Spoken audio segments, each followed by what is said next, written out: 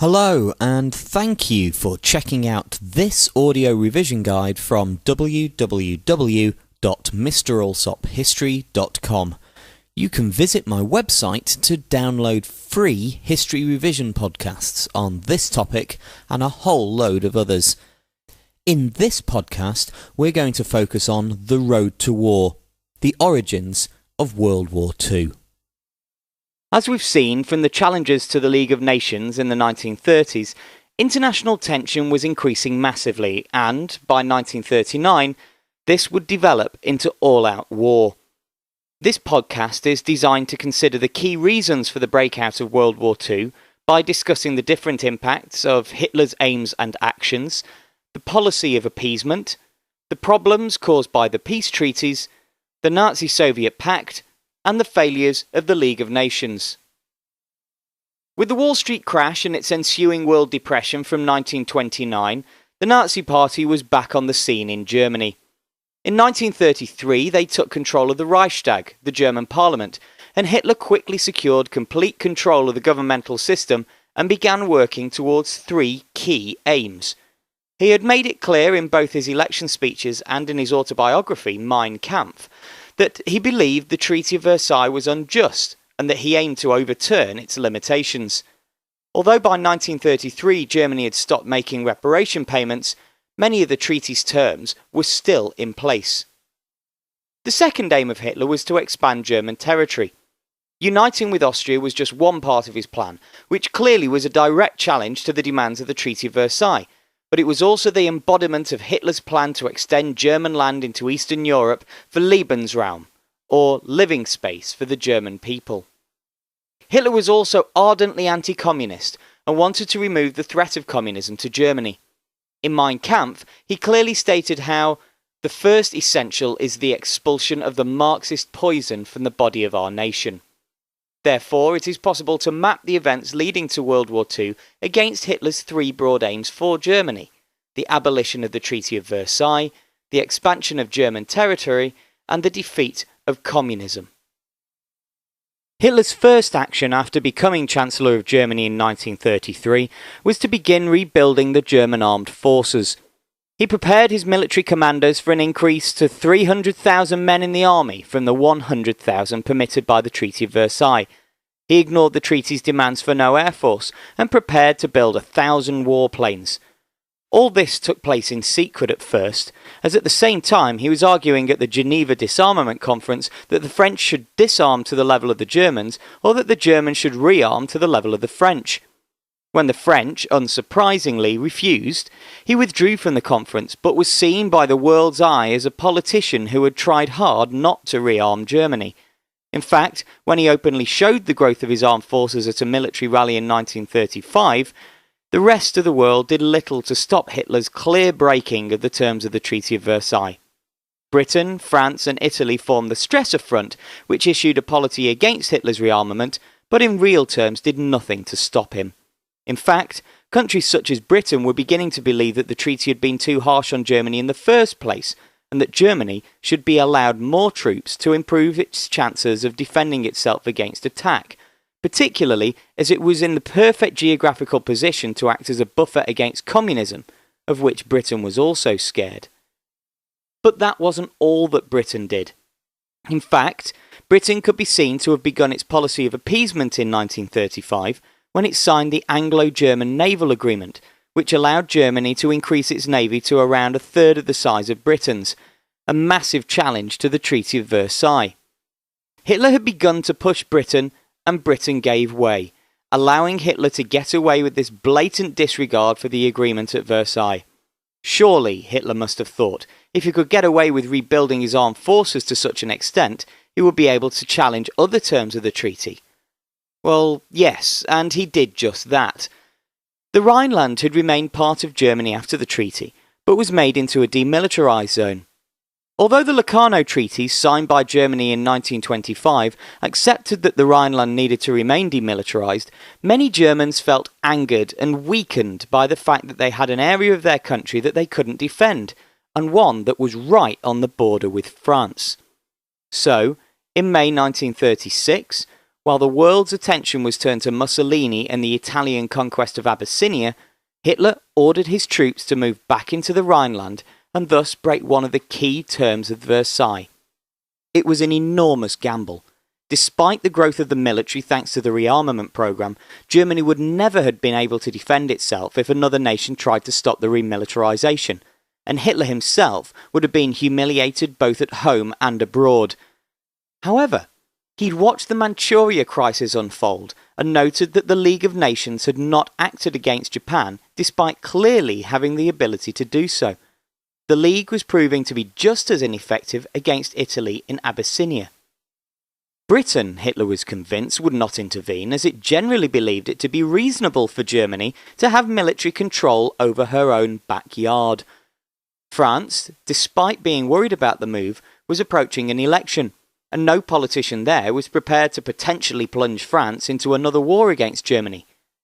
In the end, nothing happened. Yet again, Hitler had successfully defied the terms of the Treaty of Versailles and got away with it. It's possible to argue that if Versailles had not been perceived as harsh in the 1930s by countries such as Britain, Hitler would have struggled to oppose it. Indeed, the fact that he did oppose it, yet nobody was willing to defend the terms of the treaty, proved to Hitler that he was justified in his actions of denial. But how far could he go?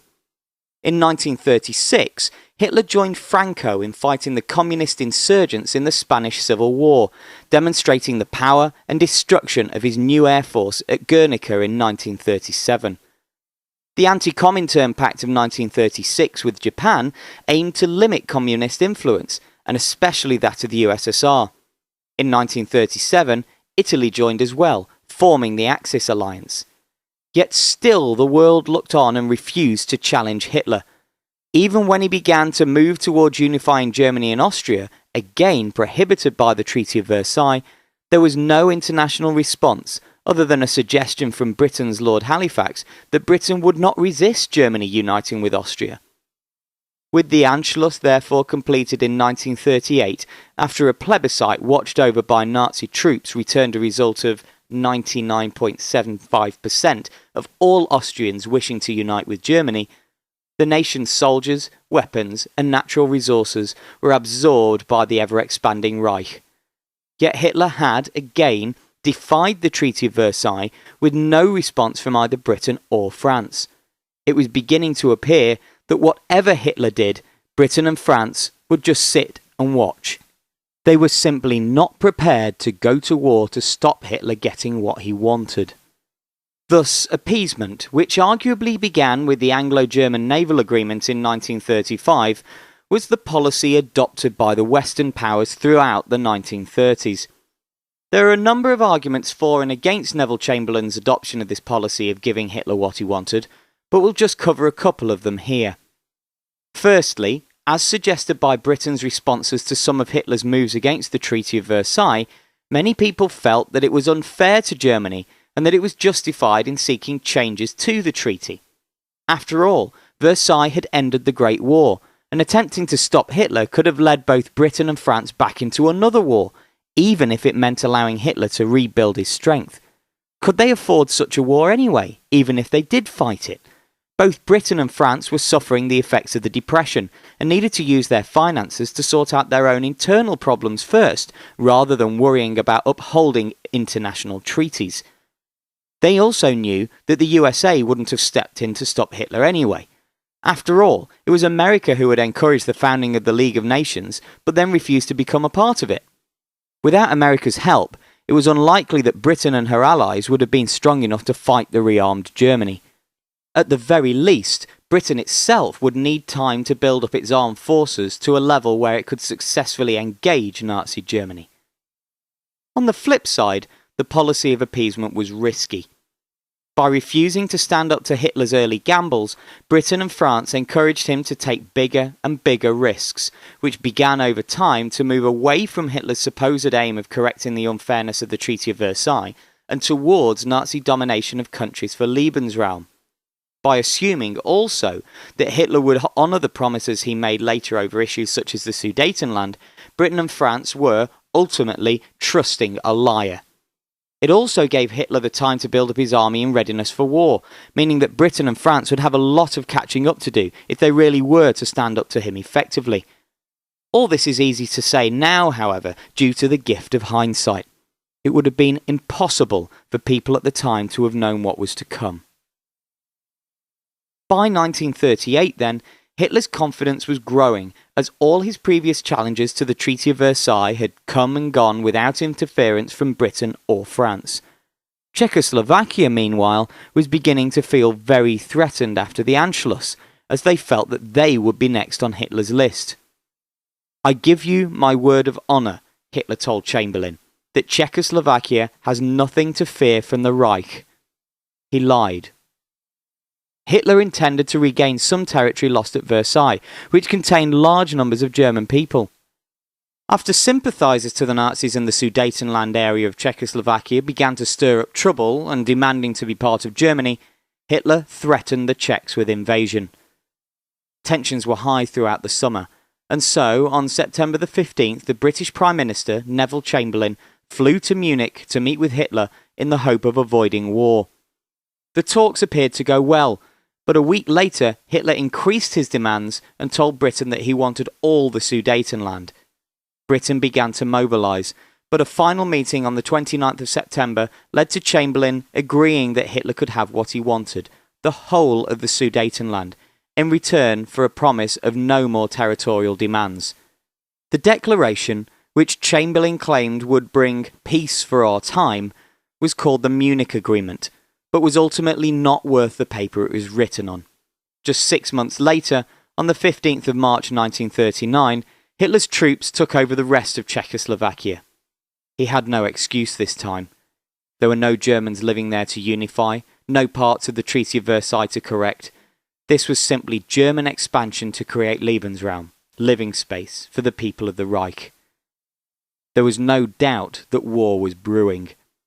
Appeasement had clearly failed, as Hitler's promises dissolved into the air the moment he made them. It was of little surprise, therefore, that Hitler soon moved on to his next target, Poland, under the guise of regaining the Polish corridor lost in the Treaty of Versailles. Britain and France, Hitler felt, were weak and unwilling to risk war for the sake of defending a distant country. Russia, meanwhile, was less predictable, and so for this reason Hitler forged an alliance with Stalin, the Nazi-Soviet Pact, on the 24th of August 1939. It ensured that neither side would attack each other, and secretly agreed to divide Poland between the two of them. For Hitler, it cleared the way for an invasion of Poland on the 1st of September 1939. Hitler didn't expect Britain and France to come to Poland's aid, but they did. On the 2nd of September, they declared war on Germany. Hitler's belief that Britain would stay out of his way was based on his understanding of the policy of appeasement. He simply didn't believe that Chamberlain would change his strategy and go to war when for the past 4 years he had agreed to every one of Germany's demands.